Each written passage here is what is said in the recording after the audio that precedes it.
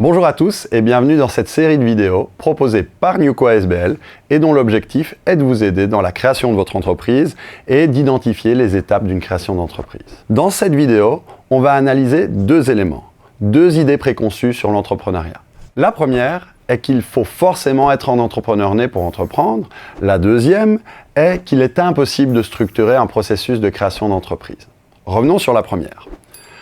Souvent, on entend dire « Ah tiens, celui-là, c'est un entrepreneur né, pour lui c'est facile, moi je ne saurais pas entreprendre ». Chez Newco, on est convaincu que c'est faux. Forcément, l'entrepreneuriat requiert certaines compétences. Ces compétences peuvent être apprises. Comment les apprendre? Eh bien, c'est en passant justement sur la deuxième hypothèse qui vise à dire que l'entrepreneuriat est forcément chaotique. Chez Newco, on est convaincu que l'entrepreneuriat peut être structuré et discipliné.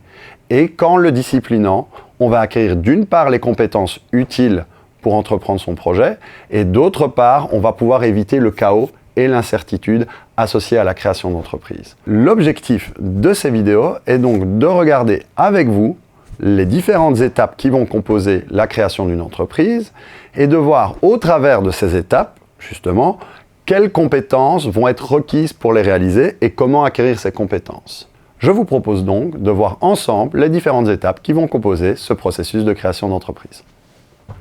Première étape, évaluation de l'idée. Prenons un exemple.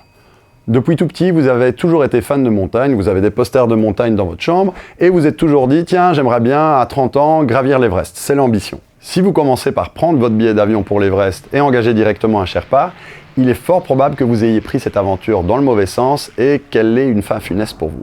L'idée est donc, avant de commencer n'importe quel projet, d'étudier, d'évaluer l'opportunité de s'engager dans cette idée. La deuxième étape, qui suit l'évaluation de l'idée et son intérêt pour vous, consiste à modéliser votre idée. En effet, avant d'aller directement s'aventurer dans l'analyse de la faisabilité de votre idée, il est peut-être pertinent de prendre un peu de temps pour structurer cette idée, la mettre en forme, commencer à imaginer votre voyage dans l'Everest, votre ascension, pour justement commencer à vous questionner sur les éléments que vous ne maîtrisez pas encore et que vous devrez étudier par la suite. Cela nous amène naturellement à la troisième étape qui consiste à valider les hypothèses que l'on a émises sur le projet. Si l'on reprend l'exemple de l'ascension de l'Everest, on va naturellement à cette étape-ci commencer à lever toutes nos incertitudes. On va aller naturellement se renseigner à l'extérieur, peut-être se renseigner sur Internet sur différents témoignages de personnes qui ont pu gravir l'Everest elles-mêmes. On va même essayer peut-être de rencontrer des personnes qui sont passées par là. On va même pouvoir tester nos compétences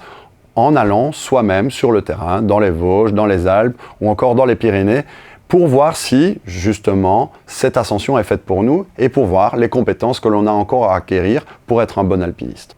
La mise en œuvre arrive donc à la fin des étapes d'une création d'entreprise. Or, bien souvent, l'entrepreneur a tendance à la poser en étape numéro 1. Chez Newco, c'est ce que l'on veut éviter, pour éviter aux entrepreneurs de gaspiller leur temps et leur argent. Alors, la mise en œuvre devra se faire vraiment que quand on a la certitude que la majorité des hypothèses ont pu être levées. Reprenons notre exemple de l'ascension de l'Everest.